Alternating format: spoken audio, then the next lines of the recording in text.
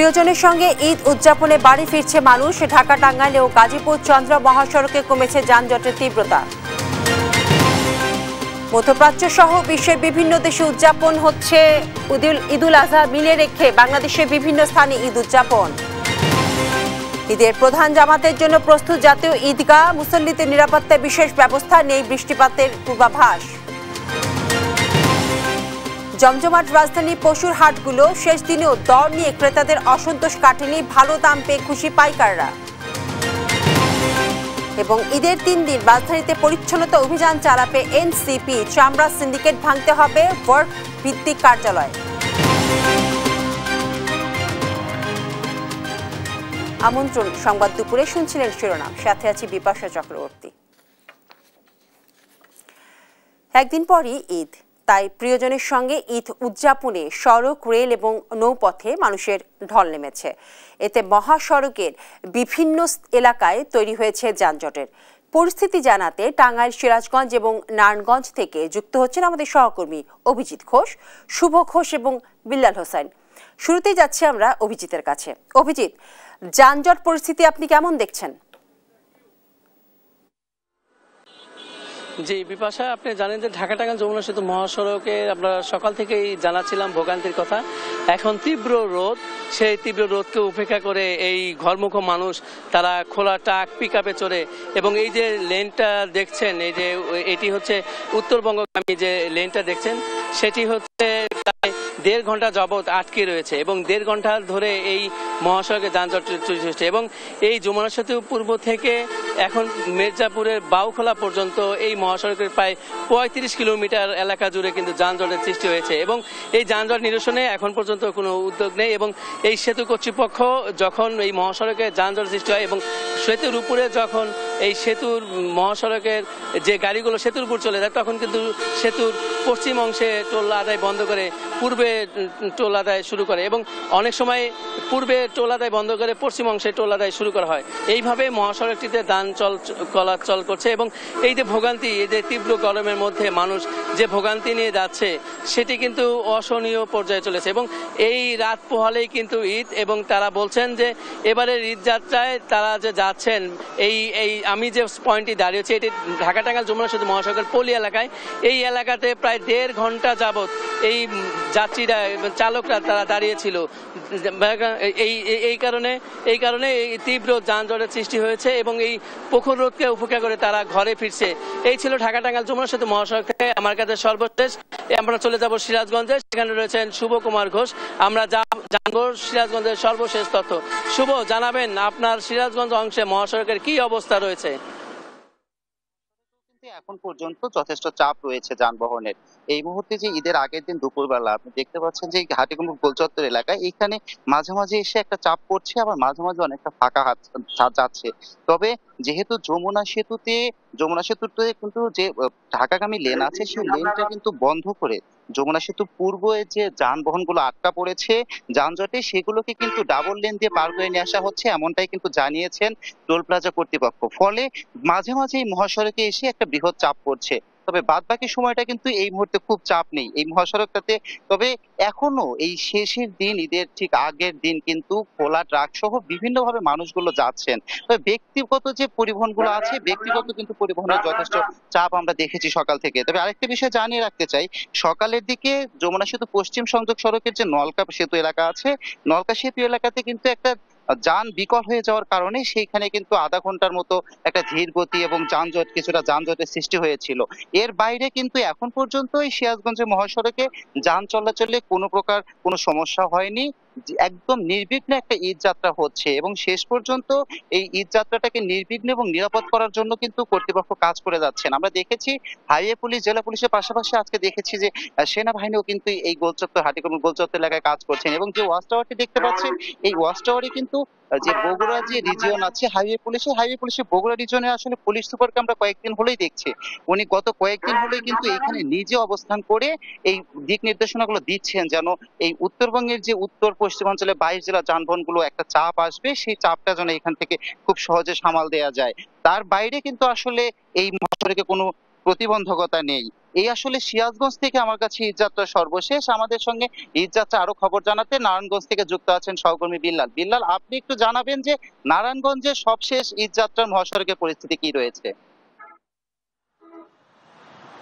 অভিজিৎ, ঢাকা চট্টগ্রাম সিলেট মহাসড়কের নারায়ণগঞ্জের অংশে এই বৃষ্টিতেও কিন্তু মানুষ বাড়ির পথে রওনা হচ্ছেন, অর্থাৎ বৃষ্টিতে ভিজেও এখনো ঈদযাত্রায় ঘরমুখ মানুষের যে ঢল সেটি কিন্তু ঢাকা চট্টগ্রাম সিলেট মহাসড়কে রয়েছে। আমরা একটু দেখাতে চাই যে মহাসড়কে এই মুহূর্তে আসলে যানবাহনের চাপ কিছুটা বেড়েছে।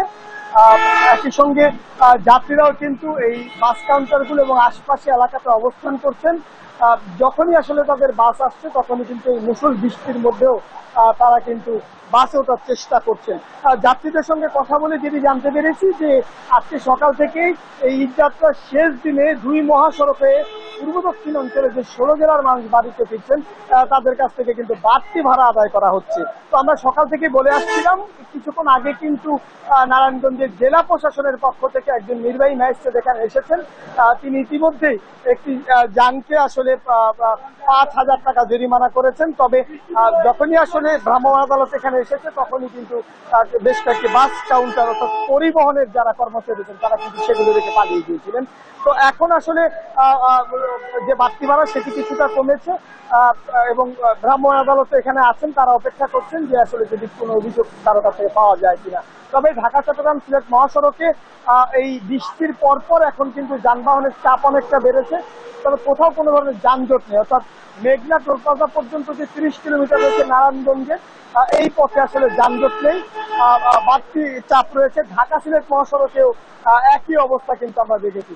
হাইওয়ে পুলিশের কাশপুর থানার ওসি ওয়াহিদুজ্জামান আমাদেরকে জানিয়েছেন যে তারা 11টি পয়েন্টে তাদের তদারকি বাড়িয়েছেন এবং এটি আজকে মধ্যরাত পর্যন্ত তারা চালিয়ে যাবেন। এই হচ্ছে আমার কাছে দুই মহাসড়ককে এই মুহূর্তে সবশেষ স্টুডিওতে বিপাশা। ধন্যবাদ অভিজিৎ, শুভ এবং বিল্লাল। দর্শক, ঈদ যাত্রার সার্বিক পরিস্থিতি জানাচ্ছিলেন আমাদের 3 জন সহকর্মী। আমরা চলে যাচ্ছি অন্য আরেকজনের কাছে। রাজধানীবাসীর ঈদ যাত্রা খবর জানাতে এই মুহূর্তে সদরঘাটে রয়েছেন আমাদের আরেক সহকর্মী ফাহিম ইউসুফ। সরাসরি আমরা চলে যাচ্ছি ফাহিমের কাছে। ফাহিম, যাত্রীর চাপ আপনি কেমন দেখছেন এবং ভোগান্তি আছে কিনা সেটা জানাবেন। রাজধানীর সদরঘাটে সকাল থেকেই কিন্তু এক ধরনের স্বস্তি বিরাজ করছিল, কারণ সকাল থেকে নিয়মিত একের পর এক লঞ্চগুলো ছেড়ে যাচ্ছিল। দেশের যে দক্ষিণাঞ্চলের লঞ্চগুলো রয়েছে সেগুলো একে একে ছেড়ে যাচ্ছিল। এই মুহূর্তে রাজধানীর এই সদরঘাটে কিন্তু বৃষ্টি হচ্ছে, যার ফলে বৃষ্টির কারণে কিন্তু যাত্রীদের যে ভোগান্তি সেটি অনেকখানি বেড়ে গিয়েছে।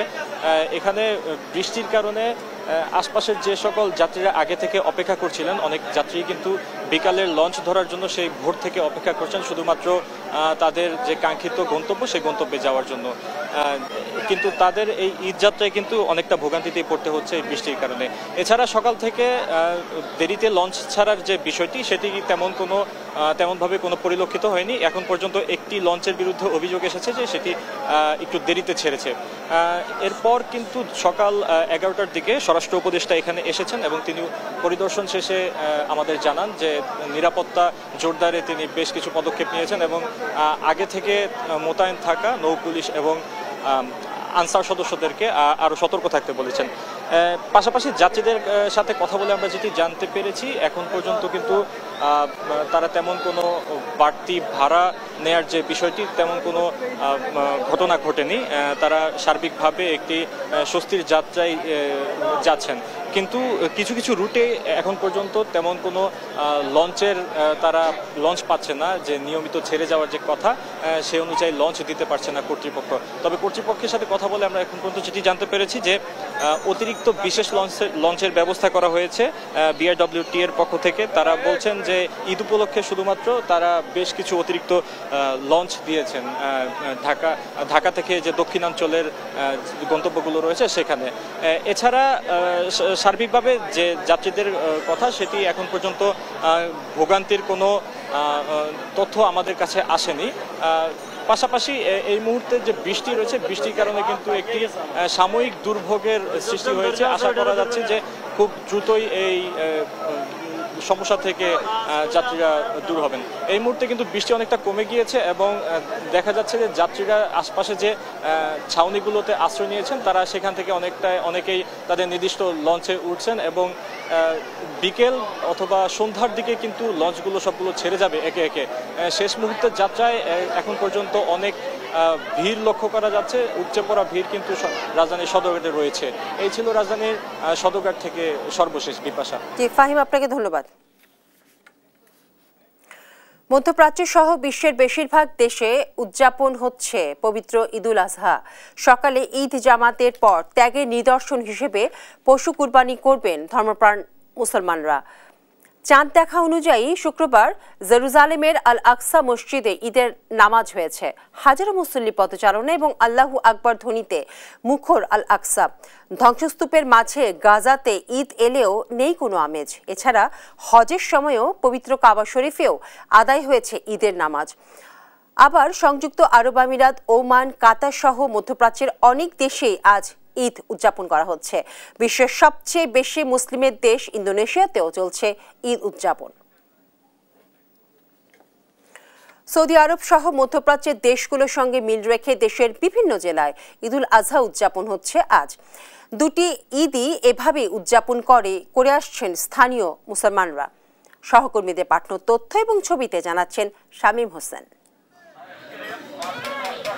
সৌদি আরব সহ মধ্যপ্রাচ্যের সঙ্গে মিল রেখে চাঁদপুরের অর্ধশত গ্রামের মানুষ ঈদুল আজহা উদযাপন করেছে।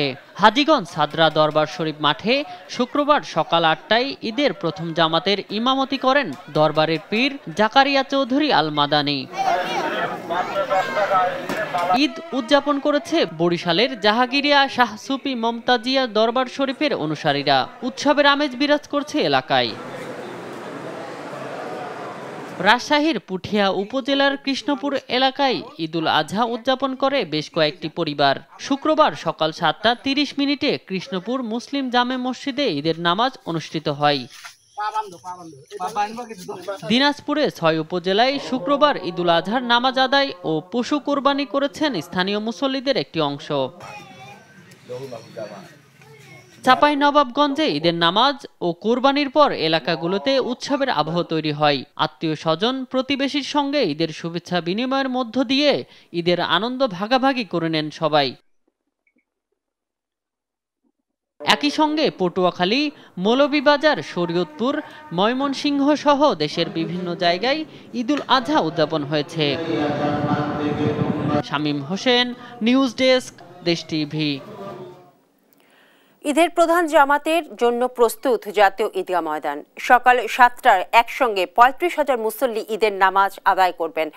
সার্বিক পরিস্থিতি পরিদর্শন শেষে স্বরাষ্ট্র উপদেষ্টা জানান, ঢাকা সহ সারা দেশে ঈদের জামাতের নিরাপত্তা নেওয়া হয়েছে বিশেষ ব্যবস্থা। আরও জানাচ্ছেন এনআই নাহিদ। রাত পোহালেই দেশে পবিত্র ঈদুল আজহা। ঈদের প্রধান জামাতের জন্য এরই মধ্যে প্রস্তুত জাতীয় ঈদগাহ। বৃষ্টিতে যাতে নামাজে কোনো সমস্যা না হয় তার পুরো প্রস্তুতি শেষ হয়েছে। মুসল্লিদের নিরাপত্তায় প্রয়োজনীয় ব্যবস্থা নিয়েছে আইনশৃঙ্খলা বাহিনী। শুক্রবার সকালে জাতীয় ঈদগাহ পরিদর্শন করেন ডিএমপি কমিশনার শেখ মোহাম্মদ সাজ্জাদ আলী। জানান, ঈদ জামাত ঘিরে নিরাপত্তা নিয়ে কোনো হুমকি বা আশঙ্কা নেই। জাতীয় ঈদগাহ, বাইতুল মোকরম জাতীয় মসজিদ এবং ঢাকার অন্যান্য স্থানে অনুষ্ঠিতব্য ঈদ জামাতের সার্বিক নিরাপত্তা নিশ্চিত করতে ঢাকা মেট্রোপলিটন পুলিশ একটি সমন্বিত, সুদৃঢ় ও নিশ্চিত নিরাপত্তা ব্যবস্থা গ্রহণ করেছে। জাতীয় ঈদগাহ পরিদর্শন করেছেন স্বরাষ্ট্র উপদেষ্টা জাহাঙ্গীর আলম চৌধুরীও। জানান, ঢাকা সহ সারা দেশে ঈদের জামাতে নিরাপত্তায় আইনশৃঙ্খলা বাহিনী কাজ করছে। আমাদের এখানে পর্যাপ্ত নিরাপত্তা ব্যবস্থা নেওয়া হয়েছে। প্রায় 500 পেট্রোল রাখা হচ্ছে। অলি গলি সব জায়গায় কভার করা হচ্ছে এবং এই ক্ষেত্রে আমি আপনাদেরও সহযোগিতা কামনা করব। যদি কোথাও কোনো ধরনের কোনো ইনফরমেশন পান, আপনারা নিকটবর্তী থানার সাথে সাথে জানাবেন, আমরা অবশ্যই ব্যবস্থা নেব। আর ফাঁকা ঢাকায় রাস্তাঘাট ও বাসাবাড়িতে চুরি ছিনতাই রোধে এলাকা ভিত্তিক বিশেষ ব্যবস্থা নেওয়া হয়েছে। নিয়মিত টহলের পাশাপাশি অনাকাঙ্ক্ষিত ঘটনা রোধে গোয়েন্দা নজরদারি অব্যাহত রেখেছে র্যাব। রাজধানী ঢাকা সহ সারা দেশে ঈদের ছুটিতে যাওয়া মানুষের বাসস্থান, কর্মস্থল, শপিং মল সহ অন্যান্য সবগুলো স্থানে চুরি ও ডাকাতি প্রতিরোধে র্যাবের নজরদারি ও টহল বৃদ্ধি করা হয়েছে। জাতীয় ঈদগাহে ঈদের নামাজ অনুষ্ঠিত হবে সকাল 7টায়। এখানে একসঙ্গে 35,000 মানুষ ঈদের নামাজ আদায় করবেন। এনআই নাহিদ, দেশ টিভি, ঢাকা। ঈদের দিন ঢাকায় তেমন বৃষ্টিপাতের সম্ভাবনা নেই। চট্টগ্রাম এবং সিলেট বিভাগের কোথাও কোথাও অল্প পরিমাণে বৃষ্টি হতে পারে। 7 থেকে 11 জুন তাপমাত্রা থাকবে প্রায় একই রকম। 12 জুন থেকে আবারও বাড়বে বৃষ্টিপাত। এছাড়া চলতি মাসেই আরেকটি লঘুচাপের আভাসও দিয়েছে আবহাওয়া অফিস। আরও জানাচ্ছেন সাবরিনা মজুমদার। কয়েকদিন ধরে প্রকৃতিতে চলছে রোদ বৃষ্টির খেলা। কখনো মুষলধারে বৃষ্টি তো পরক্ষণে রোদ। শুক্রবার রোদের উকিতে প্রকৃতি যেন হয়ে উঠেছে সতেজ। গাছে গাছে সবুজে প্রাণোচ্ছল সজীবতা প্রকৃতিতে প্রশান্তি বাড়িয়েছে বহুগুণ। শনিবার ঈদুল আজহার দিন আবহাওয়া কেমন থাকবে এ নিয়ে যারা চিন্তিত তাদের জন্য স্বস্তির খবর দিয়েছে আবহাওয়া অফিস। সিলেট ও চট্টগ্রাম বিভাগে হালকা বৃষ্টিপাত হতে পারে, আর ঢাকা সহ অন্যান্য জেলায় বৃষ্টির কোনো সম্ভাবনা নেই। 3 দিন আবহাওয়ার যে অবস্থা সামগ্রিকভাবে সেটা প্রায় একই রকম থাকার সম্ভাবনা রয়েছে। অর্থাৎ সিলেট, চট্টগ্রাম এবং ঢাকার পূর্বাঞ্চল ব্যতীত উল্লেখযোগ্য বৃষ্টিপাতের সম্ভাবনা সারা দেশে তেমন নেই।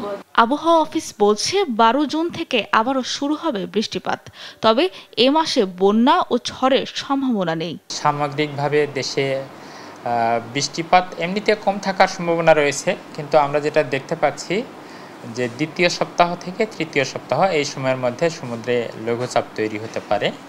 তো এটার প্রভাবে বাংলাদেশের উপকূলীয় অঞ্চল সহ সারা দেশের অনেক জায়গাতেই বৃষ্টিপাত হতে পারে। তাহলে সেক্ষেত্রে বৃষ্টিপাতের যে সামগ্রিক অবস্থা সেটা স্বাভাবিক পর্যায়ে থাকার সম্ভাবনা রয়েছে। দেশের আপস্ট্রিমে খুব ভারী বর্ষণের সম্ভাবনা ওইভাবে আমরা দেখছি না। আমরা বলতে পারি যে বন্যার ক্ষেত্রেও সেই রকম আশঙ্কা আমরা দেখছি না। ঈদের দিন থেকে পরের 5 দিন তাপমাত্রা প্রায় একই রকম থাকবে বলেও জানিয়েছে আবহাওয়া অফিস। সাবরিনা মজুমদার, দেশ টিভি, ঢাকা। দেখছেন সংবাদ দুপুর। রাজধানীতে জমজমাট কোরবানি পশুর হাট। এই মুহূর্তে রাজধানীর শাহজাহানপুর হাটে আছেন আমাদের সহকর্মী এম এ আজিম। সরাসরি যুক্ত হচ্ছে আমরা তার সাথে। আজিম, পশুর হাটে বেচাকেনা নিয়ে ক্রেতা বিক্রেতার কি বলছেন, তাদের প্রতিক্রিয়া কি?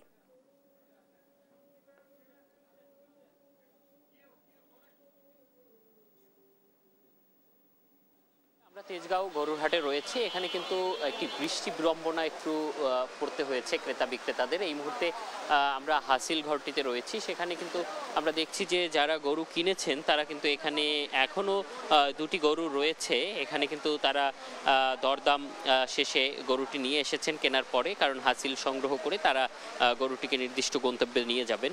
এই মুহূর্তে আসলে বৃষ্টি বিড়ম্বনার কারণে কিন্তু আসলে বাজারে যে পরিমাণ ক্রেতা বিক্রেতা ছিলেন তারা কিন্তু একটু স্বাভাবিকভাবেই বৃষ্টি থেকে রক্ষার জন্য আশপাশে আশ্রয় নিয়েছেন। এবং তারপরেও হাটটির যে চিত্র সেটি যদি একটু দেখাতে চাই, সেখানে কিন্তু এখনো পর্যাপ্ত গরু রয়েছে। এবং যেহেতু ভারতীয় গরু এবার বাজারে নেই, সেক্ষেত্রে কিন্তু দেশীয় যে ফার্মগুলো থেকে গরুগুলো এসেছে সেগুলো কিন্তু এখানে রয়েছে এবং সেই গরুগুলোই কিন্তু ক্রেতারা কিনছেন। এবং এবার কিন্তু মাঝারি থেকে ছোট গরুর প্রতি মানুষের একটি চাহিদা রয়েছে। তবে এই তেজগাঁওয়ের এই হাটটিতে কিন্তু বড় বড় বেশ কিছু গরু আমরা দেখেছি এবং গরু বিক্রেতারা বলছেন যে তাদের যে পরিমাণ গরু তারা এখানে নিয়ে এসেছিলেন তার অধিকাংশই আসলে বিক্রি হয়ে গেছে।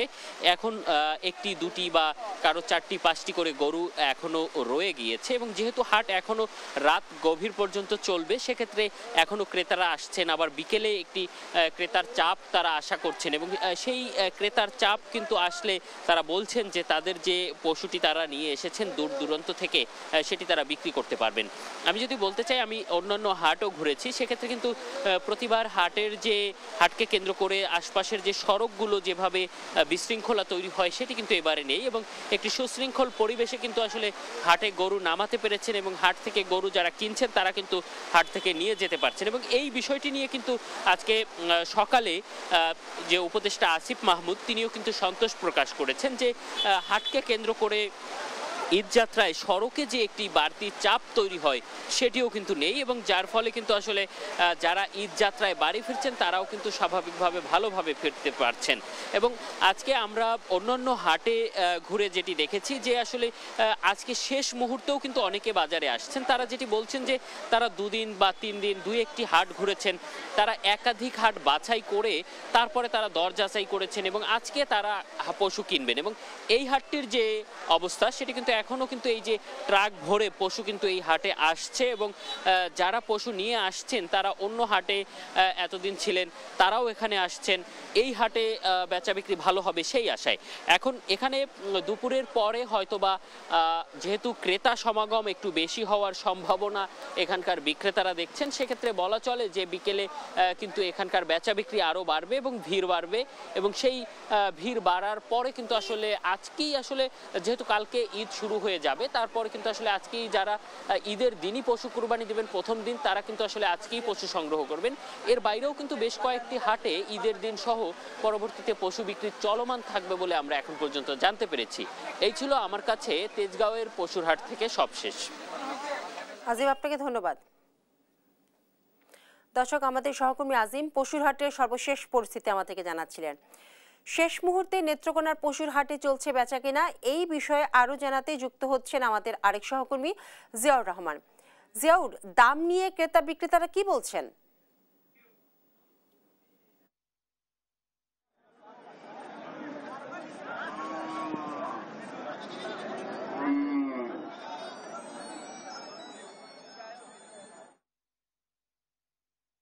আমি আপনারা জানেন যে আসলে রাত পোহালেই কিন্তু পবিত্র ঈদুল আজহা, মুসলমানদের সবচেয়ে বড় ধর্মীয় উৎসব এই ঈদুল আজহাকে কেন্দ্র করে নেত্রকোনা জেলার 10টি উপজেলায় কিন্তু অন্তত 150টিরও বেশি কুরবানির পশুর হাট বিভিন্ন স্থানে বসেছিল। আজকে একেবারে এই শেষ মুহূর্তে এসে কিন্তু যারা কুরবানির পশু বিশেষ করে গরু ছাগল বেচা কেনার একটা ধুম পড়ে গেছে।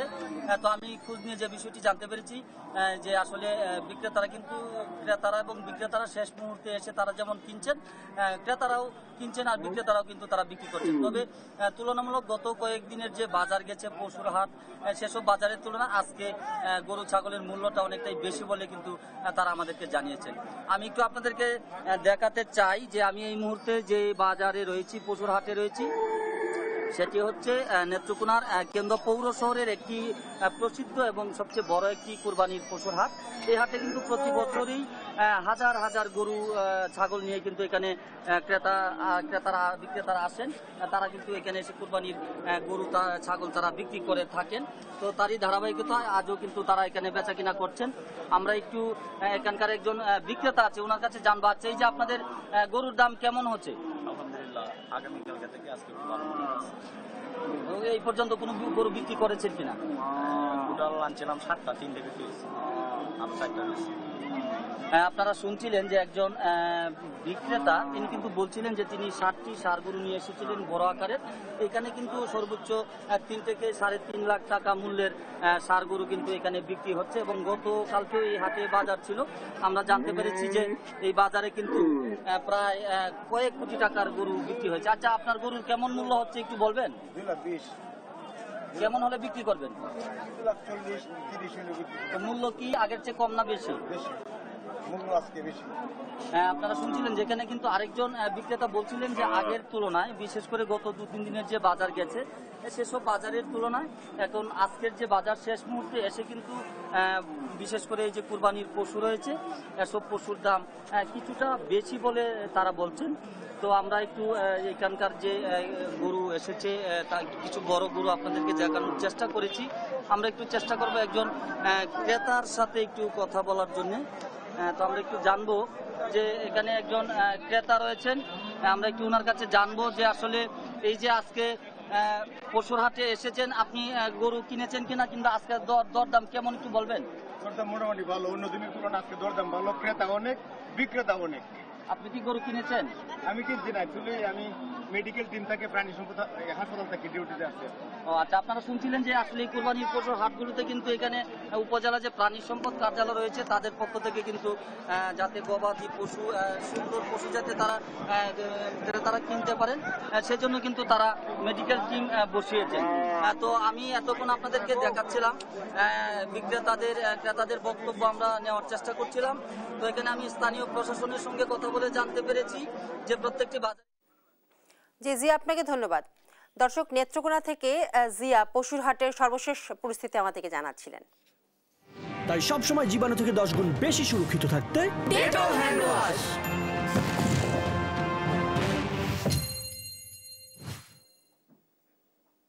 দেখছেন সংবাদ দুপুর।